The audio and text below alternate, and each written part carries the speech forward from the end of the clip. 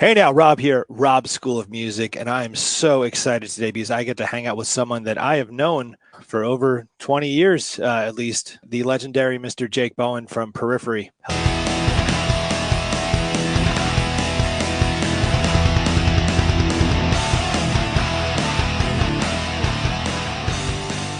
Hey, how's it going? It's going good, man. It's going good. So we went to high school together, and we both played guitar in high school, and you know, rock and roll dreams were a big part of that process. And one of us got to actually achieve them in the coolest way possible. So I'm just really excited to kind of dig in and hear, your steps along the journey. Hey, man, I appreciate that, but don't discount what you've done too. I mean, I've driven down the street, and I'll be looking to the right, and I'll just see this giant billboard with your face on it, your cartoon face, and I was just like, good for Rob. That's awesome. So Uh, I really like what you're doing. Thanks so much, man. We're a music school, Rob School of Music, and being in the education space, I think one of the most important questions to kind of ask, because this is the question that's asked to me by a lot of our students, and I guess we'll go backwards from here, but just in general, like when you're going to perform, how do you prepare for that? Like you're on big stages with tons of people and a lot of technical things where things can, hopefully never go wrong, but can go wrong. And just how do you mentally prepare yourself for all of that? That's a really good question because it's kind of like what I've been trying to figure out at this stage of my life. Um, I'd always just assume in the past that, okay, if I have like, 2 or 3 weeks, I can get all the material I need to know down, and I'll be good to go. And then as I spend more and more time doing this job, I'm like, I don't like that about my playing. I don't like when I do that. I'm slopping that. I realize that there's all this stuff that I kind of, in order to economize my practice time, I kind of sweep under the rug. And I decided a couple of years ago that I didn't want to do that anymore.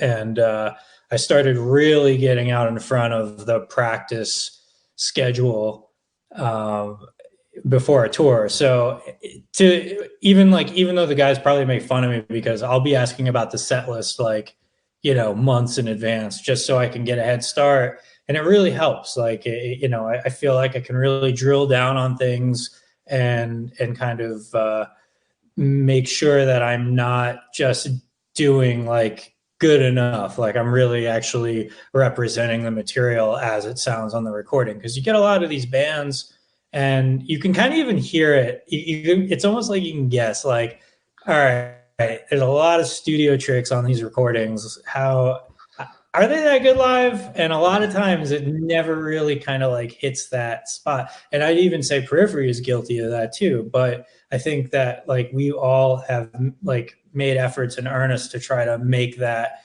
as authentic an experience as possible while having kind of like that pristine, really technically proficient production style that we use on everything. So as far as like what the practice getting ready regimen is composed of, it's like it really is just kind of making sure I know all my parts, but then making sure I know what the other guys are playing too, or at least having an idea of what it is in my head, because I can play my parts better if I know what they're playing and what's going on rhythmically.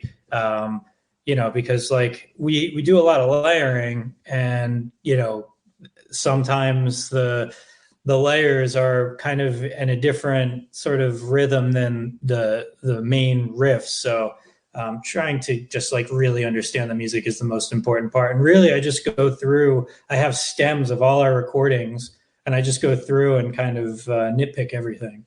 So that's without getting into specific exercises, which I don't really do a whole lot. That's probably the biggest component of my practice.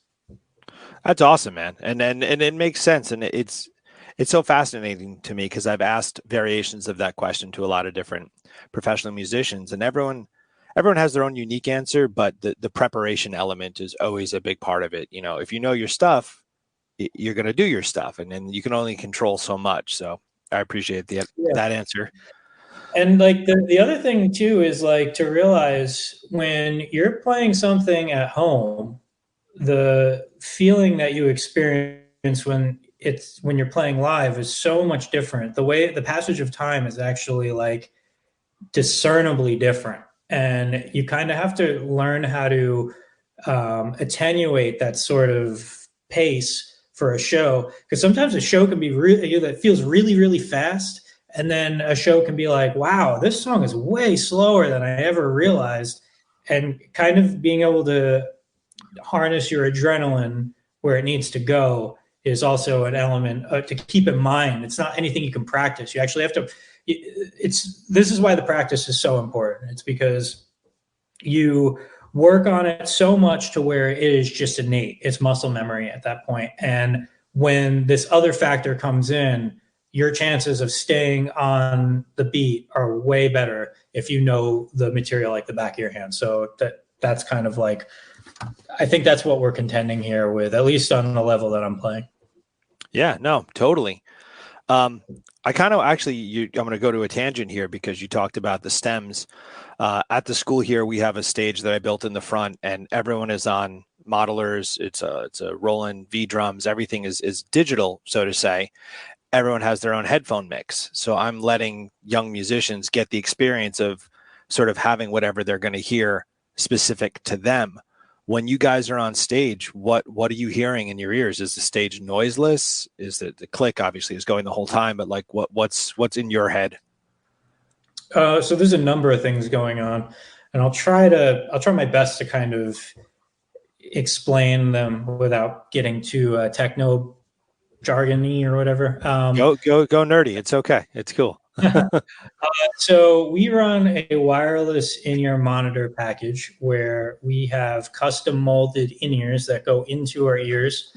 This then goes to a setup that is attached to a computer, and the computer sends out our click track, any backing tracks that we have going, and we also have our own individual mixes of what the other band members are playing. So I have, Misha, Mark, and Spencer and Matt all in different places, volume wise and mix wise, EQ wise, in this whole thing. So it's basically like playing in a virtual room. And that I think that was probably the biggest step into becoming a tighter band and a more professional band, is because I played with floor wedges for so many years, and that stuff will make you deaf, and it's fun and it feels really, really good. That we actually figured out a way where we can have the in-ear thing, but also have some stage volume too. So you can feel that kind of like air pushing at you if you walk over to your cabinet, or, you got the people in the front row who, if you didn't have amps and cabs on stage, they would have to be kind of further back in order to get the kind of the full sound of the band. So what we do now is we have amps and cabs on stage as well. And through our guitar processors, the things that make our guitar tones and the Periphery sounds, we can split that to where one guitar signal goes to the amp and cab, and that same guitar signal gets split and goes to front of house where our sound guy is controlling it. So that way we kind of have the best of both worlds, and we're not going to go deaf. The audience up front will be able to hear what's going on. We can enjoy that sort of like air being pushed vibe on stage, like a loud rock show. And the one other thing I'll mention is that we also don't have any pedal boards. We go in advance and program all the sounds for the songs that we're playing. And we have MIDI messages that are being sent out through the computer into each one of our guitar units, and it changes it right on the beat or whenever it needs to be changed in the song. So that way I don't even have to think about going over to my pedal board, because there have been a bunch of times back when we were on pedal boards where I'm like, oh, I gotta run across the stage and change my sound. So we don't have to do that anymore. It lets us be more free.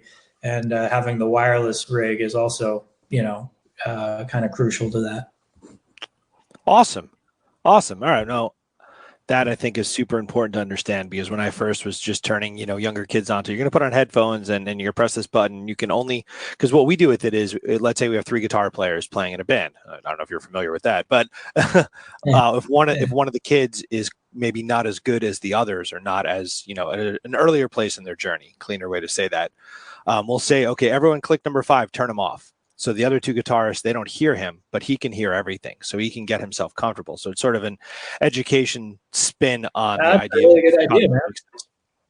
Thank you. And it works fantastically, and they're all rocking out, and you can kind of see the kid who maybe doesn't know what they're doing as much, but to them they're having fun, and that's kind of the Yeah, I biggest mean, part of it. getting over that initial hump when you first start jamming with other musicians is really tough, because you don't know how you're going to feel. You don't know like what your aptitude for the material is, and that kind of lets them dabble in it and then not disrupt what else is going on. But it's I'm sure the transition is less jarring, because I remember being very scared when I first played in front of people. Dude, absolutely. It's so surreal. I'm going to go super meta here, but I was just at Suffern High School last week. I had to give out a scholarship, and I'm backstage where I'm where Guitar Club was, in 1990, whatever. And I just had all these flashbacks of Tom playing the drums and Your Beautiful Purple Ibanez and just all this stuff. So I met you in 9th grade, but you already were musical. What made you prior to that say, like, I want to be a guitarist and get into this? Was it a concert? Was it a record? Like, what was the genesis of what you became? I think it was probably going to like alto music for like maybe the first time. I might have been there before, but I was old enough to kind of like notice things and be curious about them. And I saw a bunch of like Jacksons or Ibanez's or whatever they had there at the time, and I was like, man, those look really cool. Like, I had no concept of how they were used, what they sounded like, what was the difference between a good guitar and a bad guitar. No idea, brand new. And I that was kind of like the thing where I was like, maybe I want to play guitar. Maybe I don't want to be in Little League. Maybe I want to play guitar. And that was probably like when I was 8 or 9 years old. So a long time ago. That's awesome. Yeah, it's always fascinating to me, like, what's the thing? Because everyone has their thing. It might not be like one very specific moment, but it's a collection of things that, as we grow into it, you're like, oh yeah, that definitely, like, Yeah. I wound up in the right place. Yeah, I mean, I'd say that was probably like my oldest memory. Like beyond that, I can't remember being interested in guitar music. But like you said, it's multiple things, and of each thing kind of pushed me further in that direction. And yeah, it's never one thing. I guess is the thing that any aspiring musician who doesn't know if they want to do it or not. It's just like, just let it happen naturally, because it will. Right. It will absolutely will. Completely. Yeah. If it's done organically, you're just going to find your way to what you are. At what point did you start to realize that, wow, this could be my job. This could be my career. I mean, just to, now be someone, you got your own pickups, you got multiple signature guitars. I pre-ordered the blue one when it first was released. Sweetwater has not yet sent it to me, but I will have one eventually. Oh wow, thanks, bro. I didn't know that. Dude, because that's when you came and did the talk here, you had, I guess, the red one, but it's that guitar kind of. So I was like, oh my God, if I can have one of those, I'm going to have one of those, but it's just yet to come. Yeah. What cool, was man. your, oh dude, yeah, no, I'll make, it'll be in all my videos. I'm psyched. Cool. At what point in your journey did like Periphery come into it, or whatever was before that led you into where you became, in terms of now this is what you do for a living? Yeah, I think I might have prematurely thought that I could rely solely on the band, like as a career. Because I remember the moment I stopped working like a normal job. I was working at this place, and they wouldn't let me go back to New York for Thanksgiving. I needed time off, and they're like, "No, you have to work. You have to work on Black Friday or whatever." It was some like bullshit. Real. Oh, sorry, I didn't mean to swear. It's Oh, it's allowed. it's okay. We are a house of art. Yeah, yeah. Good, yes. Yeah, so like it was a retail job that like I really didn't care about, and I was already kind of like at one foot at the door, any day of the week. And they were like, you have to come into work. And I'm like, all right, well then I quit, so then I don't have to come into work. Right. And when I did that, I'm like, you know what, I'm going to stick to my guns here. And I I tried my best not to spend any money and just worked on the band until it like started to, you know, make it enough money to pay the basic bills. So I don't recommend what I did to most people, because like if I didn't have like great friends and you know, people supporting me, I wouldn't have been able to do that. So don't recommend just, you know, telling your job to stuff it, even no matter how good it'll feel, because it felt great.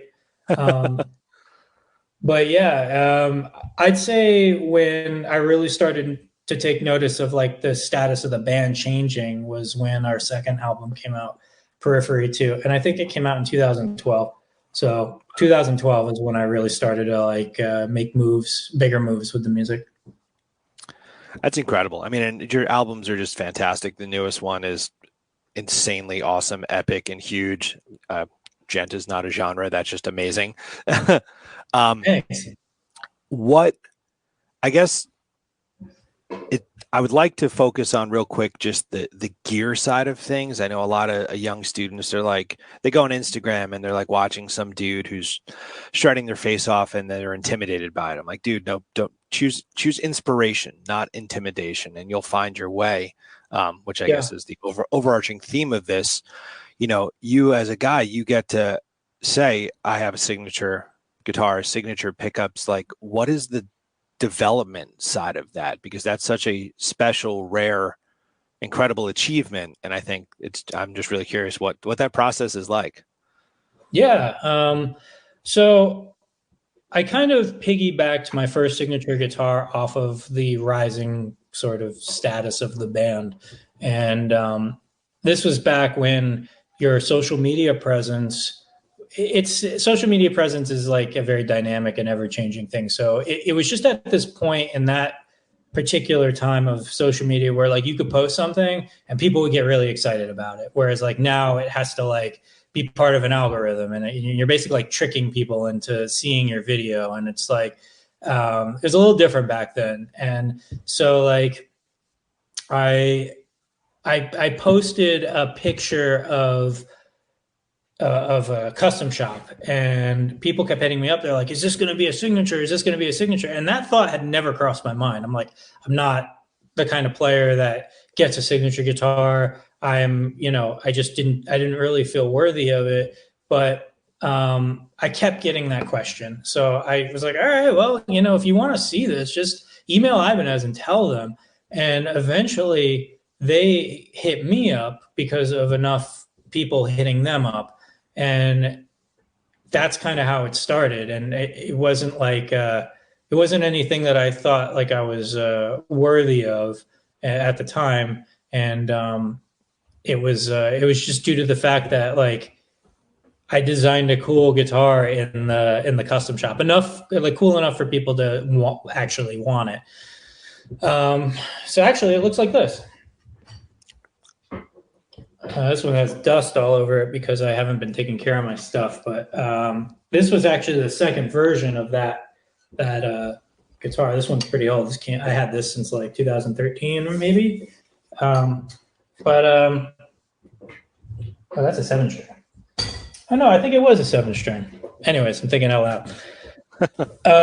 And then when that happened, I was like, I got big ideas in my head. I'm like, oh wait, you know what? If I'm getting a signature guitar, I should see if I could do a signature pickup, and they could both come out together, and that would be really cool. So I was with DiMarzio at the time. I'm still with them to this day, but I had just signed on with DiMarzio. I'd probably only been with them a couple of years, and I was just like, all right, this is a shot in the dark, and they're probably going to be like, no, but you don't know unless you try.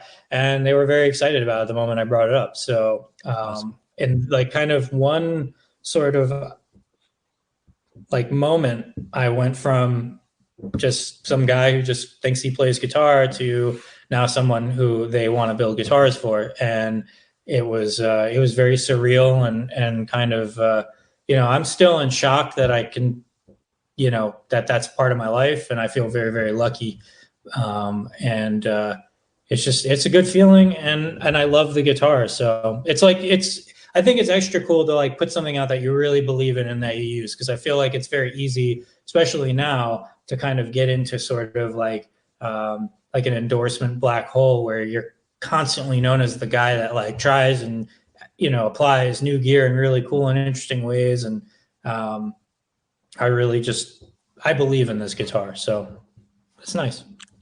It's awesome. How did you go? So like I'm a PRS guy. I love their guitars. I like the woods they use, but I always think to myself, okay, well, if I had a one Rob, there you go, yeah, yeah. I let one of my students borrow. I had the SE one, and I let one of my students borrow it, and he hasn't given it back yet. It's okay. I wouldn't either. It's a great guitar. Yeah, right. But like in terms of like tone woods, like or trem or non-trem, like I've always struggled in my mind because I love it all. How were you able to say this is Jake in the moment, like a snapshot of your favorite things? I've experimented a lot. Like I'm kind of I, I've always been the kind of gear guy where like I don't get rooted into one. I used to get rooted into one thing. I used to be like only Mesas and Ibanez's. That's all I play. And then I started hanging around Misha and other guys who are just crazy about gear. Then I realized something, that there's space for everything. Everything you can use. And all my guitars are different, like different wood, different um, strings, different pickups and stuff, and they all inspire differently. They all have mojo, as I like to call it, and each mojo is unique, and it's depending on what guitar I pick up will really inform what I'm writing. As far as like putting it into a signature thing, that's when you have to kind of like settle down on something and have a good reason why. And my reasoning for why I went for the specs on my signatures at the time with the first guitar, the JBM 100, I was really into like mahogany, and I had a maple top on there, and it was just a really dark sounding guitar. And I think dark sounding guitars sound great live, because when you're playing live, there's all of this like high end that's added in there, and it depending on the room and all that. So it's probably, the difference is probably minute, but I prefer to kind of like go on the less bright side of things. At least I did back then. Now I've changed a little bit because my tone has changed, my picking hand has changed, my pickups have changed. So now I'm using something a little brighter. Knowing that you like all these different guitars, I know you're a fractal guy. I think when we did our last talk, we were talking about the Axe FX3, which I have since gotten, and I love it. And now I gig with an FM9, and I absolutely love that. And I could never imagine to go back. I have a million fantastic amps in here, but just for live use, it just makes more sense.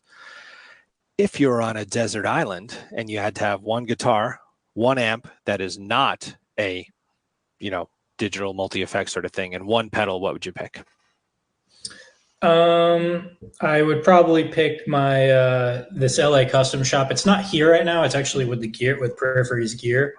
But it's basically like a black and gold version of my signature, kind of my new signature, that I kind of like put the two guitars together, style, like shape wise, it's the one, my newest one, but color wise, it's my original one. And then the other thing that's in there is an Evertune bridge. So cool. Yeah, I think the Evertune is one of the it's probably like the most important guitar invention since the humbucker, probably. It's so important for low tune music, in my opinion. Just any music and just staying intonated. Guitars are like notoriously poorly intonated instruments, and sometimes that's what makes them fun. But when you're in a band with three guitar players, or where like precision is priority, the Evertune is just I love that thing. And then let's see, you said amp. I have to pick an amp. Yes. And it can't be a modeler. It's got to be an amp. Yeah, because it's too easy the other way. Yeah. I can't. It's like a cheat. Yeah.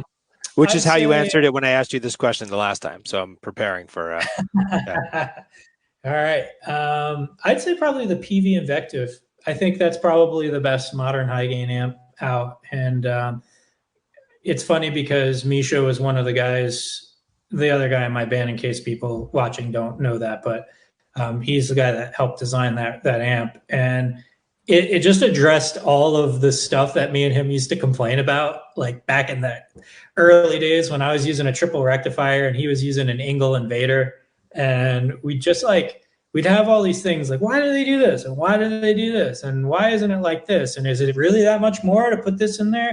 And like the Invective addresses all of that. It has has a boost in front of the for the input. It has a noise gate. It has 2 effects loops. You could change it via MIDI. It comes with a really robust foot switch. The clean channel is great. The crunch channel is great. The lead channel is great. Like it really excels in all of these categories. And it's like, it's kind of funny, like that it has all these features and it's like, this really like huge amp and it costs the same as like, another high end amp. So yeah. I'd say that's kind of my my amp pick. Okay. And a pedal. And then what was the third thing? One pedal. Probably just a digital delay. I used to love that. I think it was a DL4, Line 6 DL4. Is that right? The right number? DL6. 4 buttons, yeah.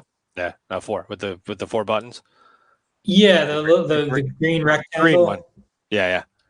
Yeah, probably that one. I've kind of like backed off pedals a little bit just because I've tried so many of them and I don't know what I like. But I remember I spent a lot of time with that Line 6 and I used to write really fun stuff with it. It was like one of the few pedals that also had a reverse delay on it too. Mm-hmm. Yep. So you can get really like trippy and melodic and you can do very like ethereal and atmospheric stuff on that pretty easily. So probably that one. Yeah. And it took 4 C batteries. I remember that. Yeah. So random for a pedal. Yeah. I remember it like, I used to have that, I think they're called One Spot and it like you daisy chain all your pedals. And whenever I'd plug that one, I'm like, ooh, this one's a big power draw. Let's see if it works. Awesome, dude. All right. Well, before I go into the rapid fire part, just like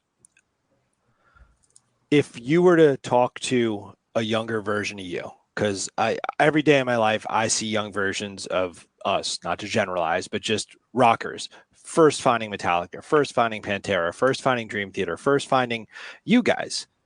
And they're now inspired. They want to do it. Like now having been in the game professionally for over a decade and over 25, 30 years, just in general, like what advice would you give them? Yeah, that's tough. I think about that from time to time because it's like I wonder if I'd listen because I was so stubborn back then. I'm still pretty stubborn. I'm just different stubborn now. And I wonder if I would be the same person I was today if I changed kind of what that early version of me thought, which the early version of me is like not that cool. Like he was just like very, very stubborn, very weird and very kind of like didn't know why the world was the way it was. I still don't, but I deal with it a lot better now. Right. So I'd say like kind of I don't know if you experienced this, but when we were in school, I just felt like that was it. Like that was the world. And I always forgot that it was much bigger out there than like what was going on in that school with those people. And once I like realized that, I'm like, man, I spent so much time like worrying about like what people thought and like what I was doing. And not that I like change that made me change or do anything differently. It was just a waste of like mental energy. And I would probably just like try to tell myself to not be so anxious all the time. Because like I never measured that anxiousness as I got older and became an adult. And I realized that like it really infiltrated a lot of the way that I do things. Like I won't take deep breaths. I'll have like shallow breathing, or I'll be eating too fast, or I'll be moving too fast. And it's like, it's all anxiety and anxiousness. And that started probably in adolescence, and then I let it get bigger and bigger, and not addressing it until much later. And you kind of you pay the price for that, mentally and physically. Stress deteriorates us. So that's just a really long way of saying, like, chill out, bro, don't be stressed. Like that's kind of like what I'd say. Dude, it's so spot on. And I don't know if I'm going to say a word that is, I don't like to identify as, but a mature way of saying it, because every day, dude, I watch kids who are so wrapped up in high school or middle school, and this girl won't talk to me, or this guy says I'm ugly, or just horrible things that kids or young people are saying to each other. I guess everyone. And I say the same thing. Like, I was so consumed by it, and it felt so heavy and so real. And in hindsight, like, none of that mattered. There's so much more going on. So that is tremendous advice. And I give that advice often. So we'll find out if it works, but I agree entirely. Yeah. I think, and props to you for giving that advice, because like I think the one thing that kind of held me back early in life was, at least in school, I really didn't like have a mentor, or like people there were a couple of like teachers who I really respected and thought they were like good people, and they were idealists, and they were like trying to help. But there really wasn't like anybody like you now are giving advice like that could really, really help and really change the course of people's lives. I mean, you're doing two things here. You're giving kids confidence to perform and create in front of others and to share a gift. And you're also kind of giving them like earthy advice about, being kind to yourself and not stressing yourself out and stuff. So it's good. And I think why I kind of like meandered into life the way that I did is because I didn't have that, and I kind of had to like figure it out. And I just consider myself lucky, but a lot of kids, never figure that out. Yeah. Oh, well, dude, thank you. Those are really kind words, and I appreciate that very much. And that's what I'm hoping to do. So, I hope just want to make it better. The confidence is important. Like, I tell kids, me 20 years ago, me 5 years ago, me like now, when I'm not Rob from Rob School of Music, shyest, most awkward human in the world. But it's like this music gives the confidence just to kind of like, it's almost like a suit of armor. You can like just hire a shield, go behind it, and you're like, okay, it's part of your identity. I don't know. Yeah. It's going to the office. You're putting your suit on, and totally doing what needs to be done, and then you go and you go home and you be yourself again. It's the same Absolutely. thing with Periphery and being a musician professionally. Yeah. Awesome, dude. Rapid fire questions. I'm going to ask you a series of questions. It's a this or that question. There is no right answer except one of them. I do believe there is a right answer, but we'll see how that goes. Okay. Just say one or the other. You don't have to justify your answer, but you're more than welcome to. Ready? Okay. Let's go. Humbucker or single coil? Humbucker. All right. And why? Yeah.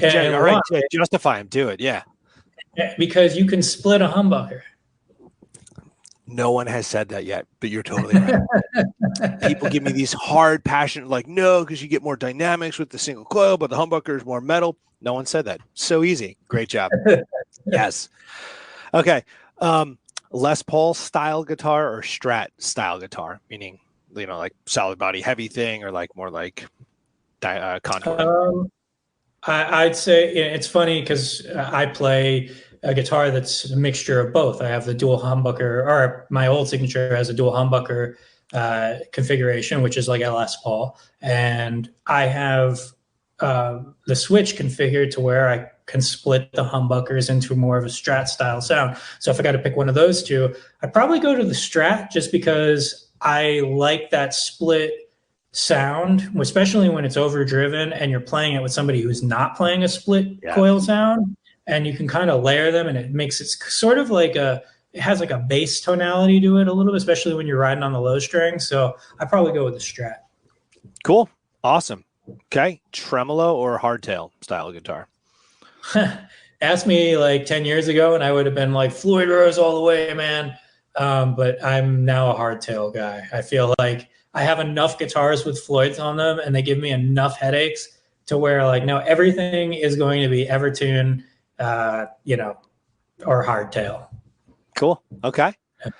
For your guitar pick, is it a thin, medium, or thicker pick? Thin. I got one right here, and this is how thin it is. Really? Very thin. And I can explain why. There's a reason. There's like a technical reason why it's thin. So when you have a band with two other guitar players who we all pick really hard. I'm probably the lightest picker out of the bunch, but we all pick really hard. When you're picking the string, you're sending it out of tune just enough where it won't be like out of tune when you're playing, but if you're playing it against other instruments who are also sending their string out of tune, you have this really like crazy warbling effect, which if you were to listen to like live stems of us playing, the older versions of us would sound way more out of tune because we were using let's see here. I still use these picks whenever I want to like do some crazy all picking stuff. Where the freak is it? Here we go.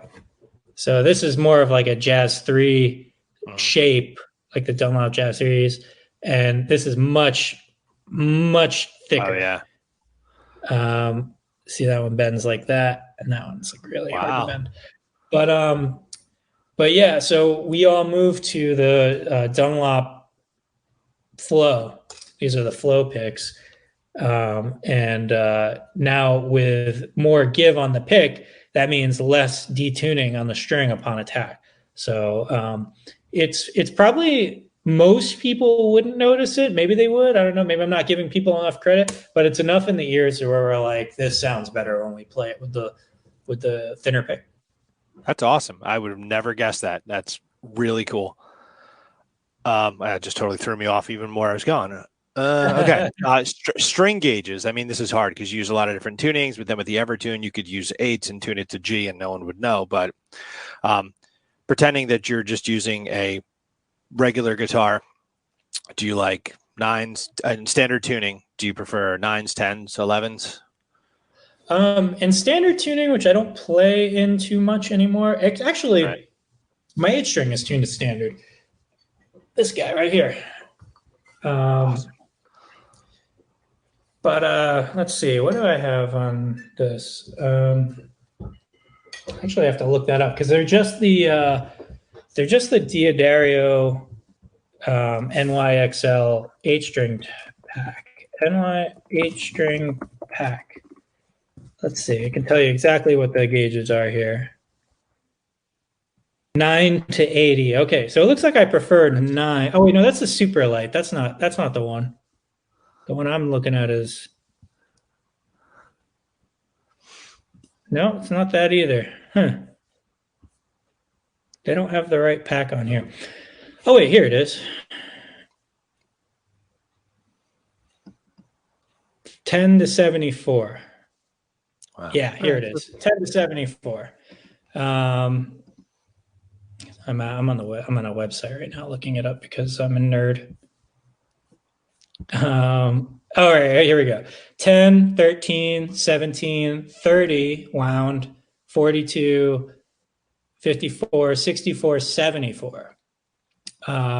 So that's probably what I would use on a normal 6-string, but this one has those extra 2 strings with it. So I have a signature set coming with Horizon devices, Horizon strings, and I can tell you the gauges on those in case somebody like wants to make a pack out of like whatever strings. They can just use these gauges. So I have 10, a 14, a 17, a 31, and a 43, and a 58 for my 6-string, and that's that gauge combination. That's for anything from drop C to this G tuning where like the 2 low strings are both G's and the rest of it's down a whole step. Yeah. Let's see if I can show you real quick. Oh, that's a terrible noise. All right, let's see. You guys do the that G tuning because that's different to have two of the That same was the note Mark together. thing. Yeah. Mark started playing that tuning like probably on like the tour, whatever tour we were doing right before we did the Periphery 4. And he'd be like, we'd be about ready to go on, and we can hear each other playing in our ears. And he'd just be noodling around with that tuning. So both me and Misha were like, show us that tuning. And then we all just kind of started writing stuff with it, because it can sound like that's H string territory, you know. Mm-hmm. So you can have like an 8-string sound on a 6-string. I don't recommend it unless you have an Evertune, though. I played enough shows on a standard bridge in that tuning to where I'm like, this is not sounding great. So if you're gonna play in that tuning where it's GGCFAD, then have an Evertune, because it's going to be too low to stay in tune. Wow. Yeah. It's cool though. It's definitely cool. Yeah. It's fun. All right, I got more rapid fire questions for you. Ready? Lay it on. Rosewood or maple fretboard? Or ebony? Yeah, I guess it depends on the guitar, the build. I mean, I probably have mostly rosewood guitars that don't have ebony. I've always been, ebony fretboard guy, but I have a maple guitar. That the purple one you mentioned that I had in high school, I still have that guitar. That has a flame maple fretboard, which I think looks really, really good. And a bunch of my, like, I had Indonesian versions of my signature come out, and they used to have rosewood. They might have rosewood again, but because it went, like, they put it on the endangered list and then they took it off, and we moved over to Jatoba, I think it was. No, Nyato. Whatever. But we might have gone back to rosewood. I forget. But yeah, probably rosewood. Okay. For your distortion, if you're not using fractal, do you prefer amp gain or pedals pushing it? I guess overall the amp has to sound good, and if I don't have a pedal and the amp doesn't sound good, like, the pedal isn't necessarily going to make the amp sound better. So I probably go with the amp, but there is an argument for both, because you can use a tube screamer, which is essentially like an EQ curve for your input, and you're kind of taking out a lot of that low end that just kind of muddies up a guitar signal. So yeah, there is an argument for both, but if I have to pick one, amp. Okay. 6L6 or EL34? Probably 6L6. I think all the amps that I ever owned are all 6L6. I've played a lot of great EL34 ones. Like, I remember Misha had this Engel Invader, and that was EL34s, and I thought that amp was really fun. That was a really, really cool and unique amp. I was always a 6L6 guy, just Mesa. Growing up, that was the sound, and then I've developed a taste for both, but that took time. Would you prefer a 100-watt amp or a 25-watt amp? In an apartment, a 25-watt amp. But I've tried using 50-watt amps for like classes, clinics, and stuff like that, and I'd play with them and be like, man, this would not cut it in a heavy metal show at all. So definitely a 100-watt amp. Cool. I think the thing that kind of drives me nuts about amps in general is that it has that volume jump at the really low volume. Like, they don't have like a bedroom setting, or like an attenuator for the wattage. And it's like, why? Like, not everybody is going to be cranking this. So some amps do, I guess, but it's just kind of annoying, because you can kind of finagle it by like kind of keeping it right at that threshold, and it'll jump if like you just kind of go like an inch or it blows your face off. Yeah. And it's just like, God damn it. Like, why do they make them like this? But yeah, 100 watts. All right. We are on to the effect and pedal section. Delay or reverb?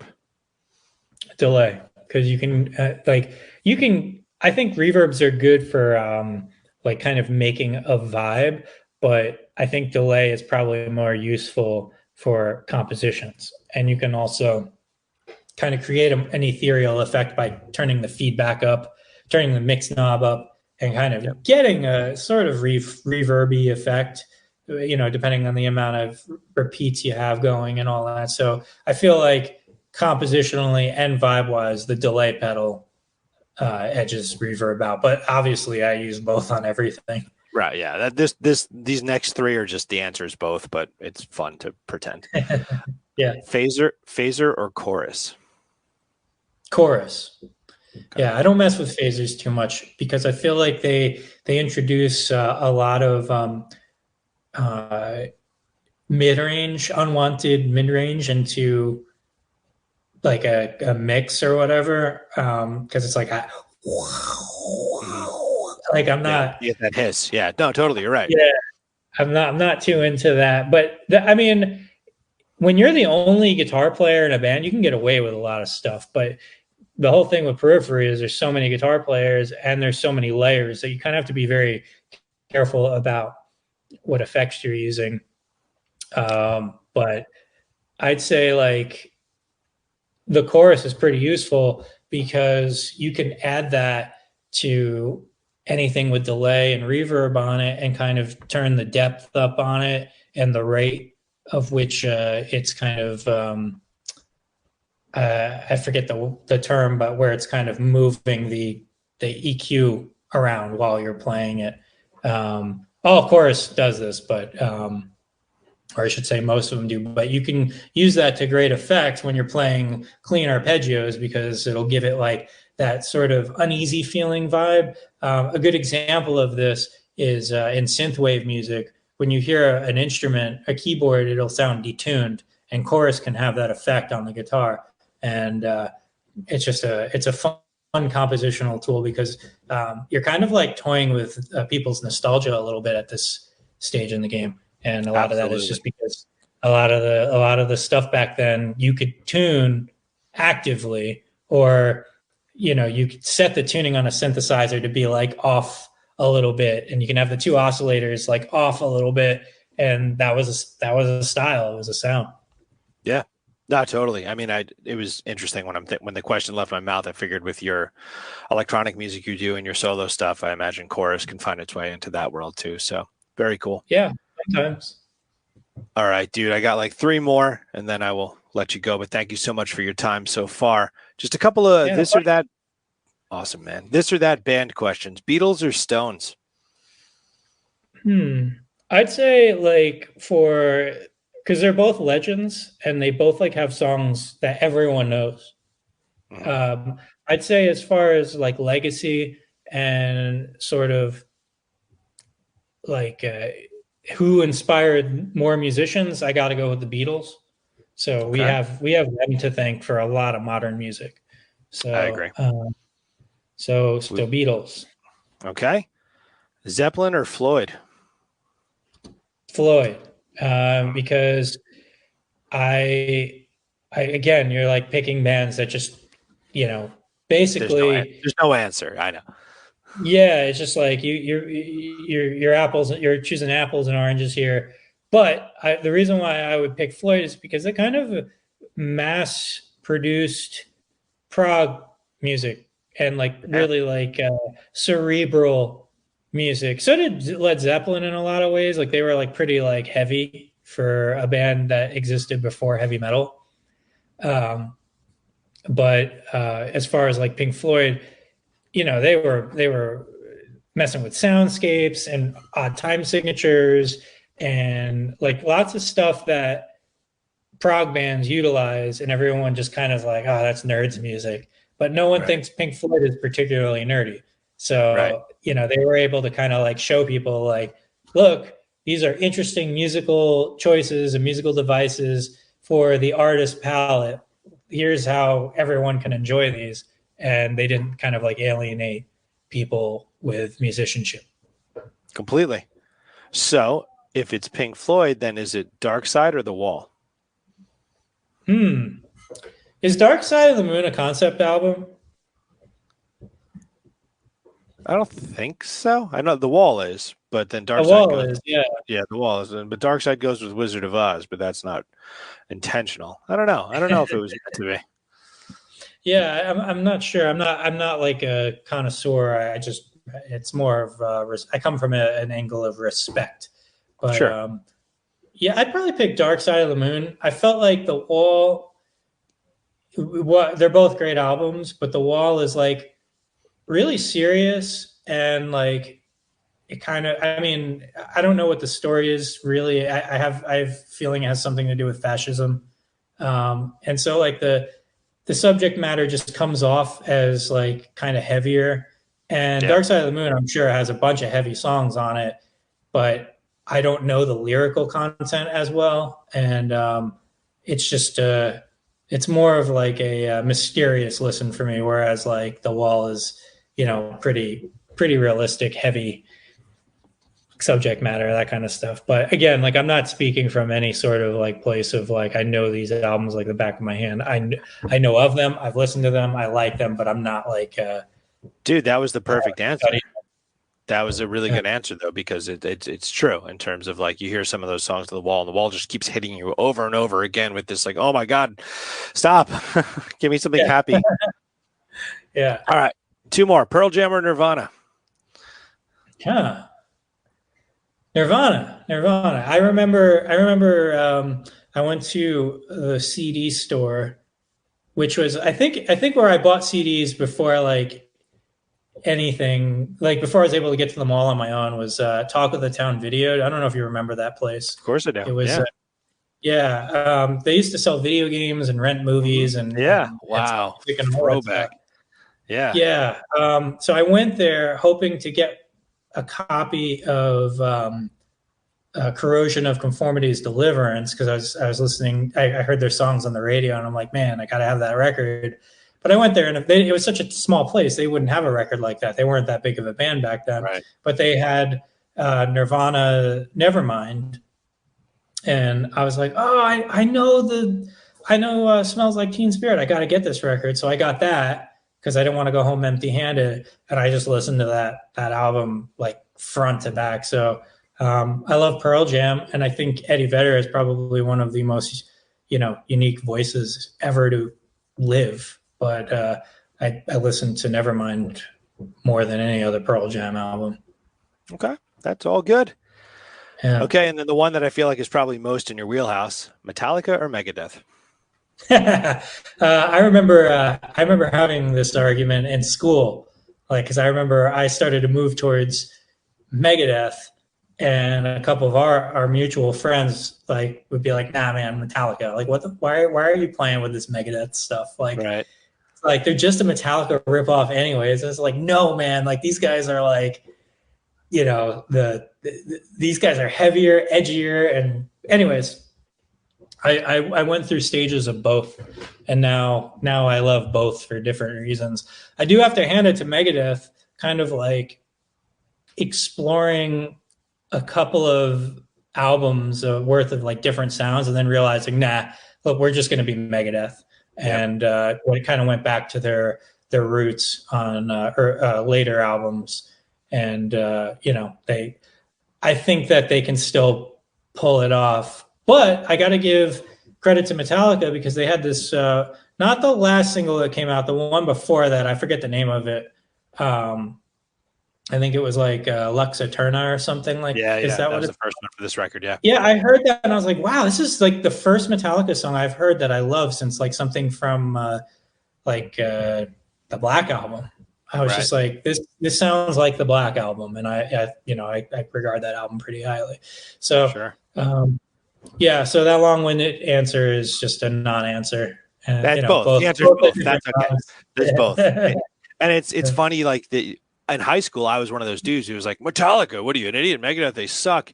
And then like I liked Trust, which came out when we were in high school. I liked that song, but that didn't really sound like older Megadeth stuff. And then in the last maybe 3 years, I found it. I was like, oh, there's something here. So it's the evolution of the musician, man. We just listen to everything. The riffing on, so I think the golden era is Rust in Peace, Countdown to Extinction, and Euthanasia. Euthanasia, And absolutely. the riffing on those albums is it, like, I still put it on and I'm like, this would be sick now. Like if this came out now, that's how ahead of its time it was, especially Rust in Peace. I still like, I still, I will have everyone in the car be quiet if Tornado of Souls comes on, and like that solo, just like ridiculous musicianship in that era. And it's kind of like, I wonder what the next band who kind of has that effect on me will be. Yeah, I think that's the coolest thing, and I guess that's like how I can conclude this is like getting to live music every day in different ways, but still both getting to live music every day. I think there's so much hope out there. I'm sure, when I look out here and I see all these kids coming in and they're playing guitar, I'm like, okay, it's going to be okay. When you're looking at it in a room full of people enjoying guitar driven music, like it's going to be okay. There's more music coming, and we're doing a good thing, and it's rock and roll, man. Yeah, you can't pirate a live performance. That's a one thing they can't take away from us yet. Yeah. Until Yeah. they got AI to like make robots just do it. Yeah. No, we'll close our eyes and our brain will make us think that we're there, but we're not. Yeah. That's